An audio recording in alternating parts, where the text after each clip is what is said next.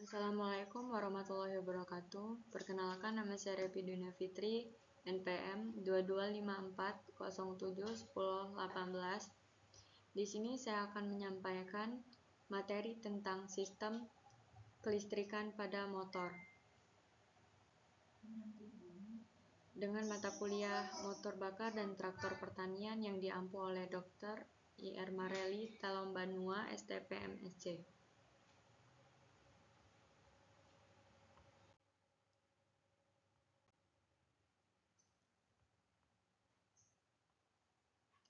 Sepeda motor yang kita sering gunakan memiliki berbagai sistem kompleks yang dapat menggerakkan mesin. Salah satunya adalah sistem kelistrikan. Sistem kelistrikan sepeda motor memiliki fungsi yang penting dalam penyaluran arus listrik menuju setiap komponen yang memerlukan daya listrik, mulai dari bagian pencahayaan sampai pembakaran atau pengapian. Sistem kelistrikan juga terdiri dari berbagai komponen seperti spool, kiprok, dan masih banyak lagi. Semua komponen itu bekerja secara bersamaan untuk mengoptimalkan arus listrik yang berasal dari aki. Sistem kelistrikan pada mesin merupakan rangkaian energi listrik yang dibuat untuk membantu menyalakan mesin atau kendaraan, juga mempertahankan proses kerja pada mesin dengan efisien.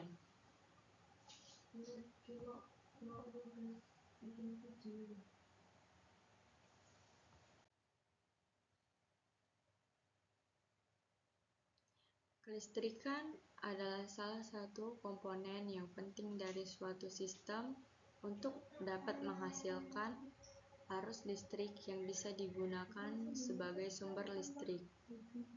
Maka dari itu, kelistrikan bisa dibilang sebagai hal pokok, contohnya di sepeda motor. Tanpa adanya kelistrikan,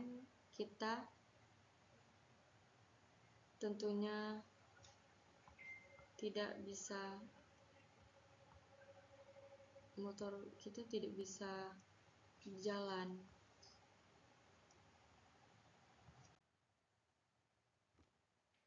Yang ketiga itu ada sistem rangkaian kelistrikan. Sistem rangkaian kelistrikan berbeda-beda, tapi rangkaian itu semuanya berawal dari dan berakhir di tempat yang sama. Supaya sistem listrik bisa bekerja, maka listrik harus bisa mengalir di suatu rangkaian yang lengkap dari asal sumber listrik melalui komponen-komponen juga kembali lagi ke sumber listrik. Aliran listrik itu minimal mempunyai satu lintasan tertutup, yaitu suatu lintasan yang dimulai dari titik awal serta akan ditutup ke titik itu tanpa terputus dan tidak mengandung seberapa dekat lintasan yang ditempuh.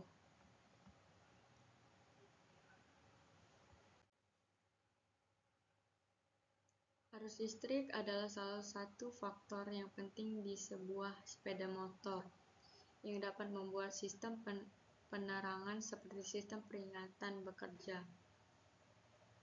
Arus listrik juga adalah sejumlah elektron yang mengalir pada setiap detiknya di suatu penghantar.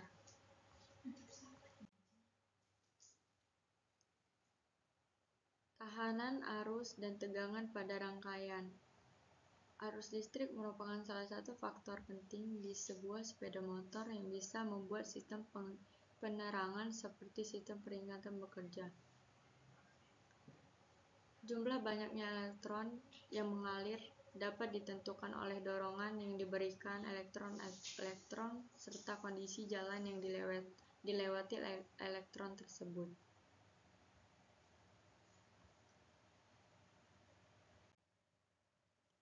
Komponen-komponen sistem kelistrikan.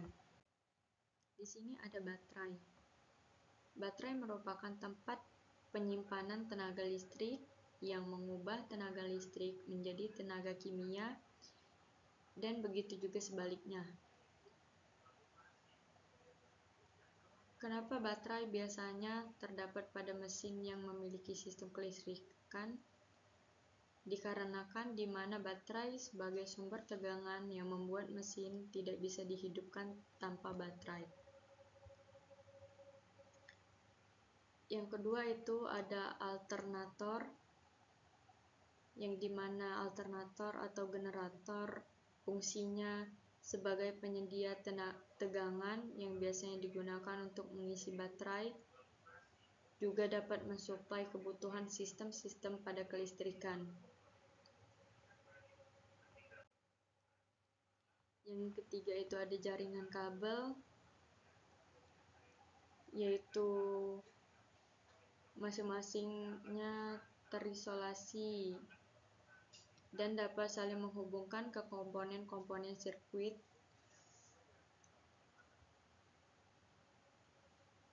Dan yang keempat itu regulator. Regulator sendiri memiliki fungsi lain, yakni sebagai pengatur tegangan keluaran dari sebuah catu daya agar efek dari naik atau turunnya tegangan jala-jala tidak mempengaruhi tegangan catu daya sehingga menjadi stabil. Dan juga rangkaian penyearah cukup baik jika tegangan ripple-nya kecil tetapi ada masalah stabilitasnya. Yang kelima itu ada konektor. Konektor ini bisa digunakan dalam berbagai konteks seperti dalam teknologi dan elektronik. Yang keenam itu ada baut massa, yang dimana ada beberapa baut massa yang mempunyai keistimewaan khusus, yaitu permukaannya ditandai dengan krom hijau setelah diproses secara listrik untuk mencegah oksidasi. Ini contoh barunya. Yang ketujuh itu ada saklar.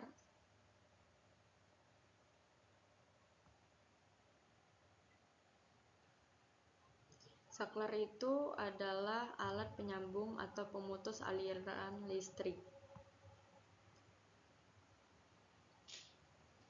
Yang ke-8 itu ada switch clamp, di mana merupakan komponen elektrik atau mekanik yang memiliki fungsi untuk mengontrol sistem pengereman pada motor. Di sini juga ada sekring. Sekring dapat memutuskan arus listrik dengan otomatis ketika terjadi aliran arus listrik yang tak stabil atau akibat korslet. Yang ke-10 itu ada spool atau generator. Energi listrik yang dihasilkan oleh spool kemudian digunakan sebagai perangkat motor seperti busi, bola lampu, dan masih banyak lagi. Sistem kelistrikan pada bodi. Yang pertama itu sistem penerangan eksterior. Fungsi sistem ini, penerangan eksterior, ialah sebagai komponen utama yang memberikan pencahayaan pada kondisi jalan. Dan yang kedua itu sistem peringatan,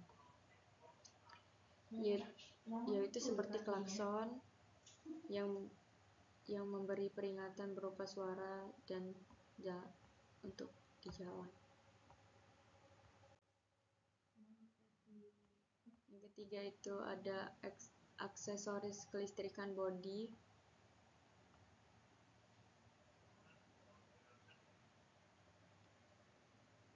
Fungsinya untuk menerangi atau memperingatkan seperti yang dijelaskan di atas. Dan yang keempat itu ada sistem penerangan interior.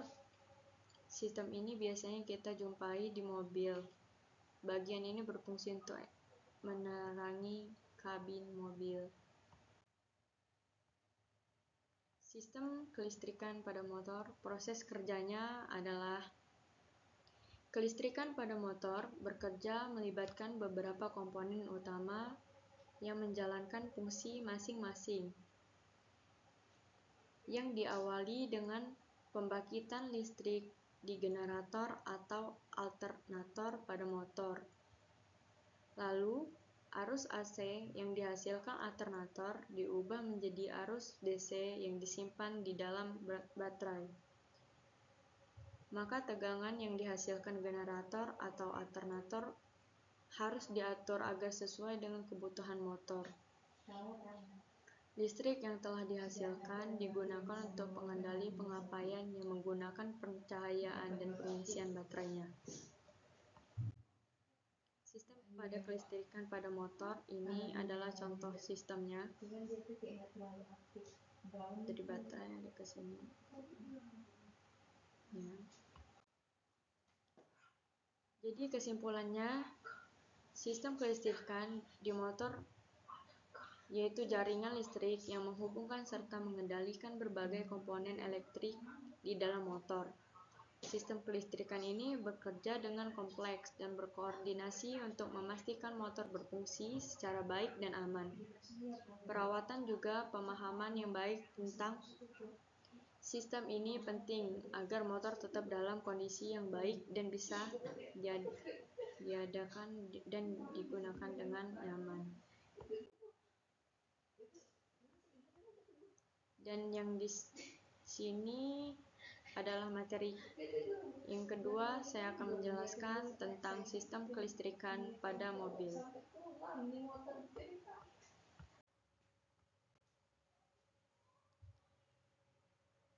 Kita sering menjumpai kendaraan yang menggunakan sistem elektronik. Pada mobil jenis lama akan menggunakan sistem konvensional, yakni tenaga mekanik dan tenaga manusia untuk menghidupkan mesin. Maka mobil dengan keluaran baru sudah menghinakan sistem otomatis. Seperti ketika kota membuka jendela, hanya perlu menekan tombol power windows atau mengunci pintu dengan menggunakan remote control. Semua itu adalah kontrol elektronik yang diaplikasikan pada kendaraan mobil. Hal ini memungkinkan peningkatan efisien, kenyamanan, serta keselamatan di dunia otomotif.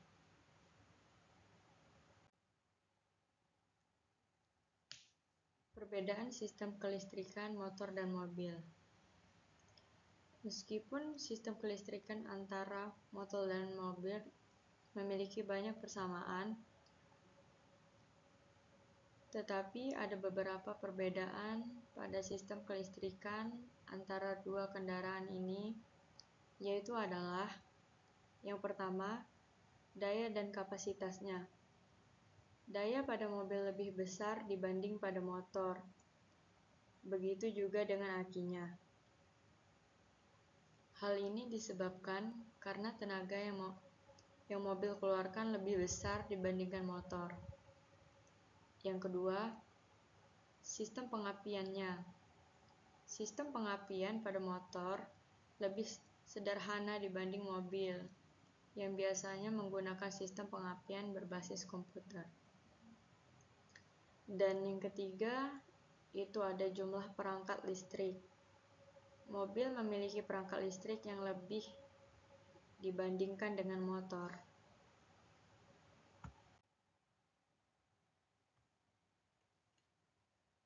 Perbedaan sistem kelistrikan motor dan mobil.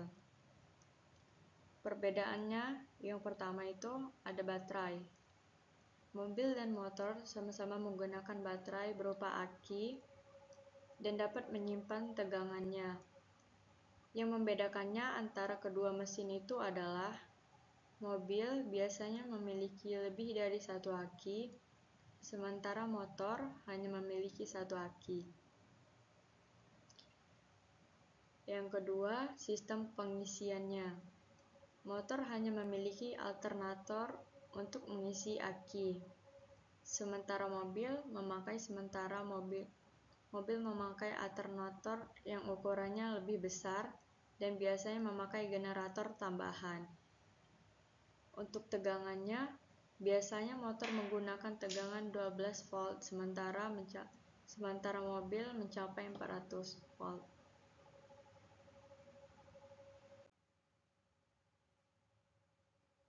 Di sini ada komponen pada sistem kelistrikan mobil. Yang pertama itu suplai arus. Komponen jenis ini memiliki fungsi sebagai sumber arus listrik untuk berbagai komponen mobil lain yakni AC, lampu, dan audio. Suplai arus mempunyai dua bagian yaitu baterai atau bisa disebut aki mobil. Ini adalah contoh gambar alternator. Ini contoh gambar dari baterai yang ada pada komponen kelistrikan mobil.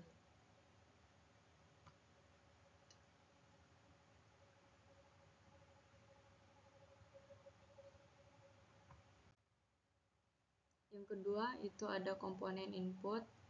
Komponen ini memiliki fungsi untuk mengeluarkan arus listrik ke berbagai perangkat, yakni perangkat yang dinyalakan secara manual oleh pengendara ataupun secara otomatis oleh sistem.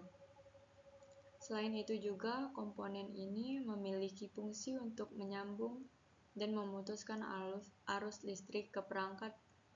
Contohnya komponen input adalah saklar, knob, tombol, dan switch.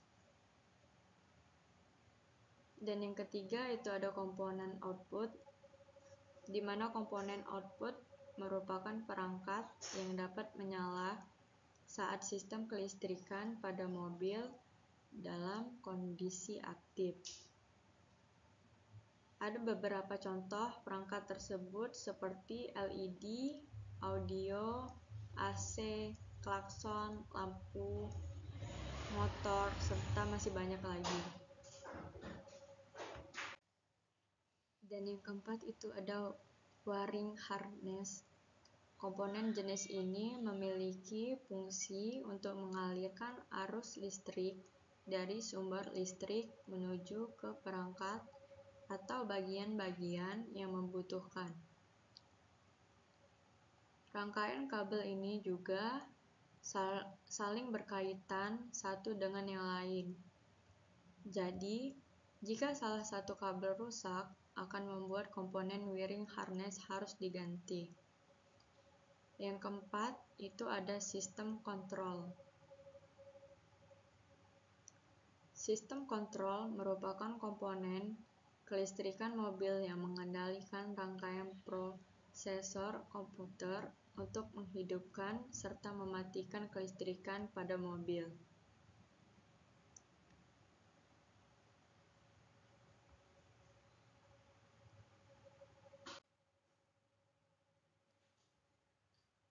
Sistem kelistrikan pada mobil secara sederhana, prosedur kerja sistem kelistrikan mobil serupa dengan sistem peredaran darah karena tubuh memiliki jantung atau bisa disebut juga dengan baterai pada sistem kelistrikan, di mana darah atau arus listrik akan mengalir di sepanjang kabel.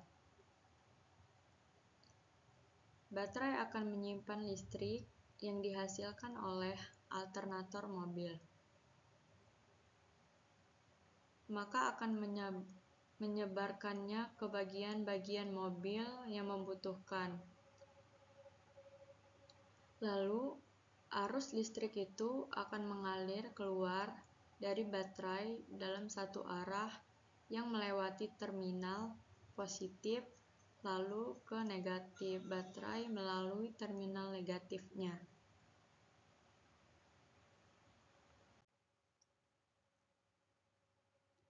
Ini adalah contoh dari sistem kelistrikan pada mobil.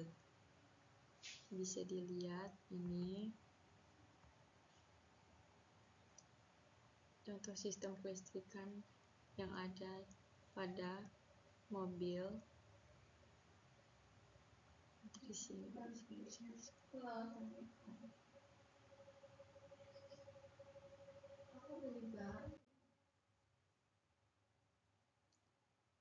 Berikut ini ada kelebihan sistem kelistrikan pada mobil.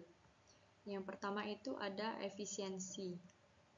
Sistem kelistrikan mobil lebih efisien dibandingkan dengan mesin pembakaran dalam tradisional. Hal ini sangat memungkinkan mobil listrik dan mobil hibrida dapat menggunakan energi lebih efisien. Sedangkan yang kedua itu ada teknologi terkini. Sistem kelistrikan mobil banyak mengadopsi teknologi terkini seperti fitur kendaraan otonom, konektivitas tinggi, serta pembaruan perangkat lunak.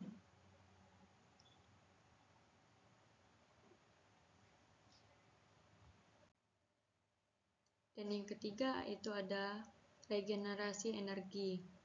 Sistem kelistrikan mobil biasanya dilengkapi dengan regenerasi energi, yaitu di mana tugasnya yakni mengubah energi kinetik ketika pengereman menjadi energi listrik untuk mengisi ulang baterai. Dan yang keempat itu ada biaya operasional rendah. Mesin listrik lebih hemat biaya operasionalnya dibanding mesin pembakaran dalam, karena daya listrik cenderung lebih murah dibandingkan bahan bakar fosil.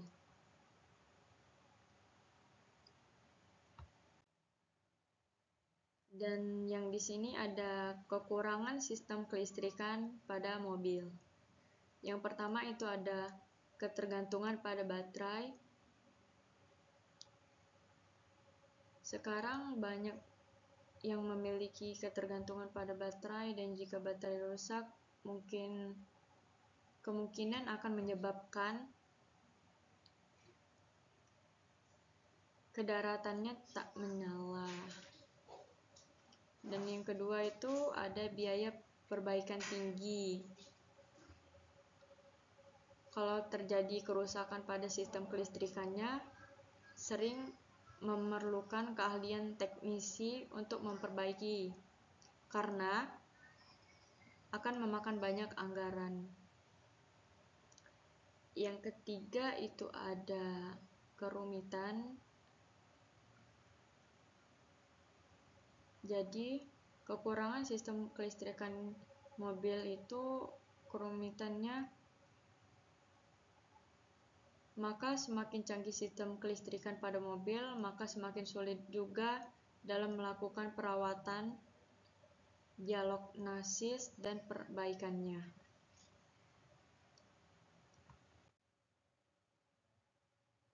Cara merawat sistem kelistrikan mobil yaitu, pertama kita dapat perhatikan mesin sesering mungkin, karena bagian kabel dan soket lapisan ini mudah terkelupas yang akan membuat hubungan arus pendek. Dan yang kedua, memeriksa baterainya. Kita harus sering memeriksa baterai atau aki supaya kita bisa tahu waktu habis atau jika ada kerusakan pada aki atau baterainya. Dan yang ketiga itu ada usahakan hindari air masuk ke mesin, karena kalau udah masuk ke mesin, dia akan menyebabkan genangan air yang kemungkinan dapat masuk ke dalam mesinnya, jadi membuat kelistrikannya menjadi rusak atau cepat rusak.